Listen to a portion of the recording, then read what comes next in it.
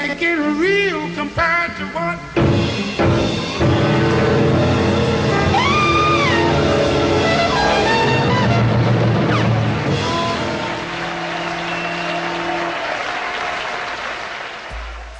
The one and only Les McCann. Saw him, met him last night, playing at Jimmy Mac's with Javon Jackson. They're back there again tonight, but it's going to be squishy. And we're back well into hour number 2 of this episode 187 from MediaMonarchy.com. It's September 17th, 2010. My name's James Evan Pilato. I'm your host and webmaster of the site and show at MediaMonarchy.com, as well as FoodWorldOrder.com and CyberSpaceWar.com. If we glance at the breaking news on this Friday, September 17th morning, Palin visit to Iowa prompts 2012 talk. And maybe they really are talking about the end of the world. Religion is being marginalized, former Hitler Youth tells politicians on his trip. And we're going to get to that in just a moment. We'd also like to mention all the other great affiliates that broadcast and rebroadcast Media Monarchy, radio23.org, BerkeleyLiberationRadio.net, FROlympia.org, RevereRadio.net, and ZeroPointRadio.com, where we're in the chat room right now, and there are folks in there, such as our aforementioned Clyde Lewis of GroundZeroMedia.org, talking about a little strategic mental hopscotch. But now, my friends, it's time to get to the massive September 16th news purge, and we call it The Enemy Gene, which was the title of our opening cut of Montreal. We're going to get to our Econocrash notes first. U.S. poverty on track to post record gain in 2009. The number of people in the U.S. who are in poverty is on track for a record increase on Barry Soetoro's watch, with the ranks of working-age poor approaching 1960s level that led to the National War on Poverty. Census figures for 2009, the recession-ravaged first year of the Democrats' presidency, are to be released in the coming week, and demographers expect grim findings. It's unfortunate timing for Barry Soetoro and his party just 7 weeks before important elections. October surprises when control of the complicit Congress is at stake. Ooh, will it be the corporate-controlled, fake reactionary conservatives? Or will it be the corporate-controlled, phony, progressive liberals? Gosh, I can't wait to find out. And as we've tracked through the almost 4 years of this radio show on PRAradio.org, one party's in, one party's out. One team is activated and energized, and the other one goes back to sleep. And that's how this phony, fake left-right bird flies. More on our growing poverty, and we, of course, include a photo of a nice, growing Sacramento tent city, but more from allgov.com, record increase of Americans living in poverty.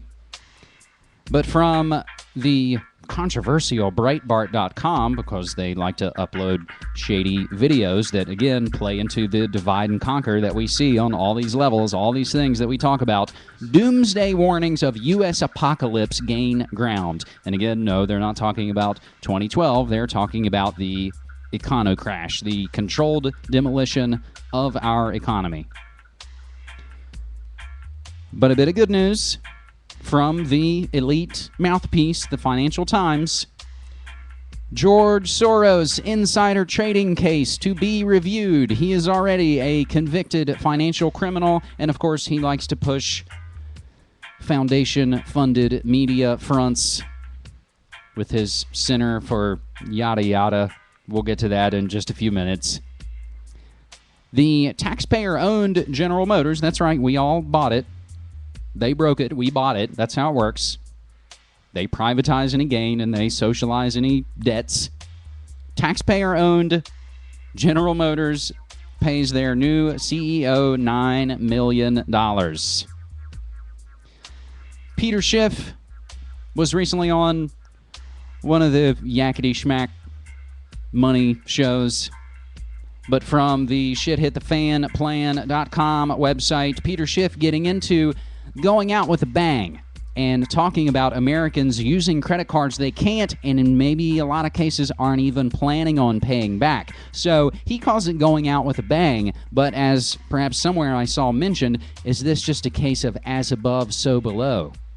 Our corporate gangsters have shown us that, hey, what difference does it make if we run up just a bunch of bills? We're never going to have to pay them anyway. Going out with a bang. I don't know about the charts. I think silver prices are going a lot higher. You know, we still need to go about $1 higher to take out the high from March of 2008. I think silver is going to go ultimately $50 an ounce, $100 an ounce. I mean, who knows how high it's going to go. What time frame are you talking about? Because when you hear those sorts of predictions, it sounds sort of off the charts, off the wall. It could happen very soon. It all depends, I think, on when you really have a collapse in the dollar. You know, I think the dollar index, which is right now trading a little bit above 80, I think it's headed down to 40.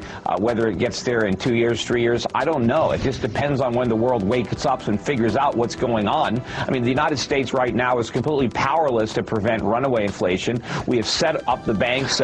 We have the banks owning all this low-yielding long-term government debt and mortgage debt. We have the U.S. government leveraged up with short-term debt. Nobody can take higher interest rates. I mean, Peter, but currencies are a relative value game, and is Europe doing anything better than the United States? I mean, what is your argument? Why should the euro currency, as an example? Yeah, well, first of all, yeah, the Europeans are making mistakes. That's why the Swiss franc is at a record high against the euro. But I think we're making more mistakes. I think we're easier than Europe. And I think Europe is at least embracing, in principle, some austerity.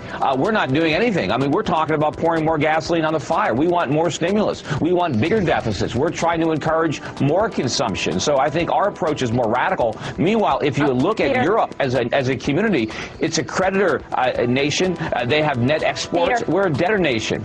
You definitely want to stay away from MasterCard. I mean, any company that's leveraged to the U.S. consumer. Remember, one of the reasons so many Americans are using MasterCard is because they're putting their food on it. They're putting their basic necessities. And I think a lot of Americans. Hold on, guys. We can only hear one person at a time. Peter, finish your thought. We'll move the ball around. I think a lot of Americans are so willing to use their credit cards because they're so far in debt. They know they're broke, and they might as well go out with a bang. I mean, a lot of people have no intention of paying back the money that they're using. The other twist to a MasterCard and a Visa story is brought to light today by Bank of America Merrill Lynch, downgrading Visa to an underperform. MasterCard already at an underperform here at the bank, saying essentially the interchange fees, that's going to be a lid on both of those stocks. So not only do you have the consumer who may be tapped out, but you've also got regulatory environments, issues that could keep the stocks in a range. Brian Kelly, are you in any of these names? Do you think that there is perhaps a chance that a MasterCard, because 50% of the revenue is still international, so leverage to the U.S. consumer, but also exposure abroad? I'm not in any of those names. I would say that China is as levered to the U.S. consumer as anybody else out there. So to say I would be a short seller of Freeport McMoRan, although I'm not,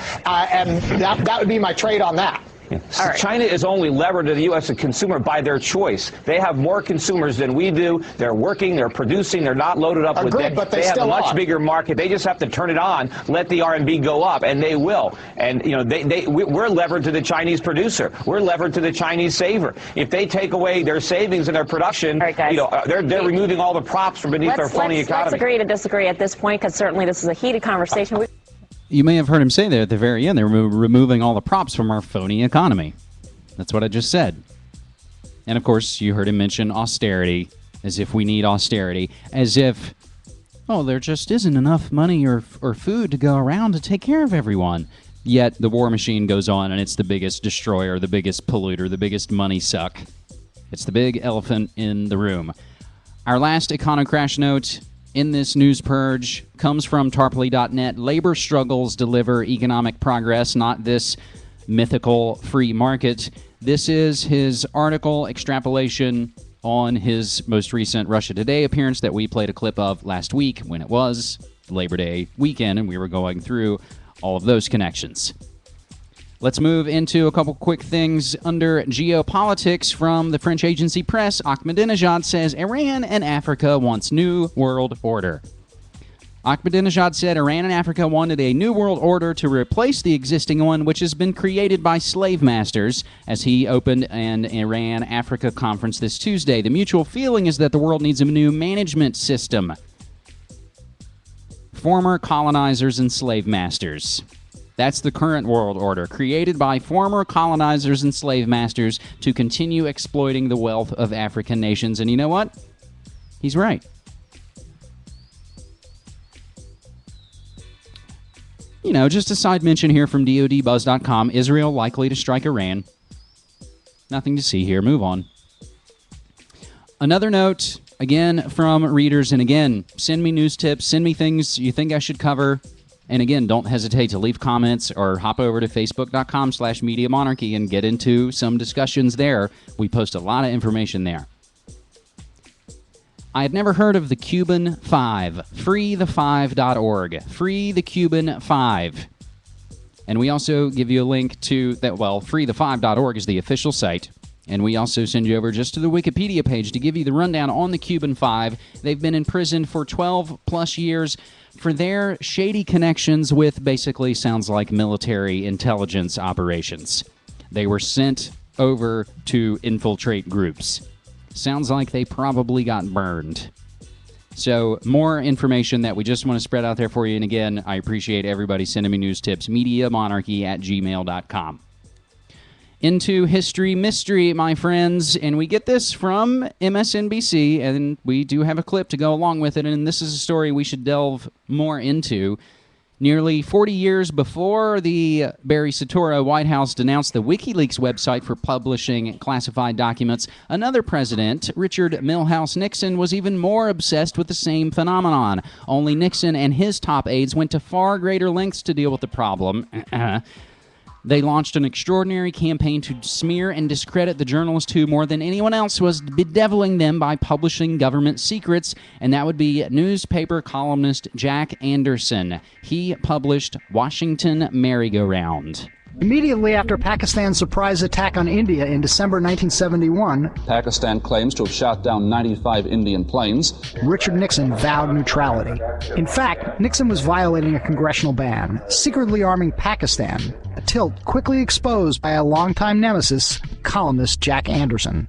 Jack Anderson was like Ahab chasing after Richard Nixon, this great white whale, and he plagued Nixon from the very beginning of his career, starting in the early 1950s. Veteran journalist and former Dateline NBC producer Mark Feldstein's book breaks new ground on Nixon's relentless attempts to destroy Anderson.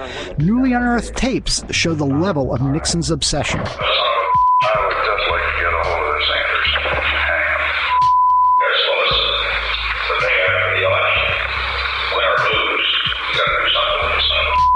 Nixon and his aides believed Anderson, a devout Mormon, was being fed classified documents by fellow Mormons working inside the government.